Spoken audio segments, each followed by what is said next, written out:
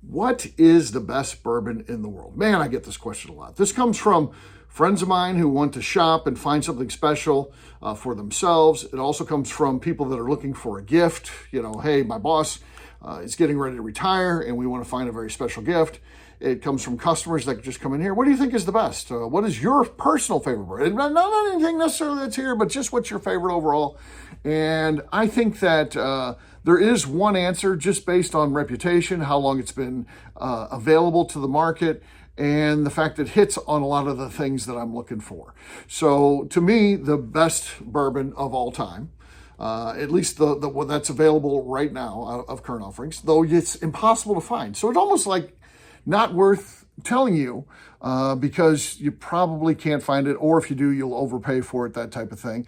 And you know what? To me, that's okay. I still say it's the best, even though I can't find it. I haven't had a bottle of it in years. From time to time, I do get a taste of it when a friend finds one or something like that, or they overpay. I don't care what you pay for it. If you've got something that I'm really interested in and you want to give me a pour of it, I'm going to drink it. So if you'd like to turn this video off right now because you don't want to be frustrated by what I'm about to say, I respect that. So now would be the time to turn off the video and go on to my next video. If you're still here, I think that the all-time greatest bourbon is George T. Stagg from the BTAC collection. Not the one that's just called Stagg that they release, throughout the year, multiple releases and stuff like that. That one to me is hit and miss. It is hot to be hot sometimes, it's a big proof thing. But with the George T. Stagg, and I know that there's been some years where you might say, that one was a little underwhelming. I get that.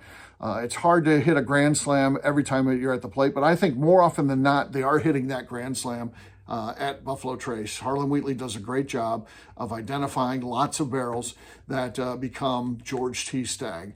And the reason why I like it, it hits for several things that I think are important. It's well-aged. Again, an age statement doesn't necessarily matter, but, and you can find certainly good whiskey that is younger, but, for the most part, not tied to a specific age, but well-aged, is a good thing. And that's what you're getting with George T. Stagg. You're getting older stock whiskey, and I think that's a good thing. You're getting cask strength and high proof. I think that's also, again, just hits my flavor profile. I like high proof whiskey. And I think that it is also, flavorful. It's never over oaked or anything like that. It remains a very flavorful whiskey. So I think if you had to ask me about what I think is the best, I think that's the answer. I don't think that's a helpful answer because I don't think you're going to be able to get it.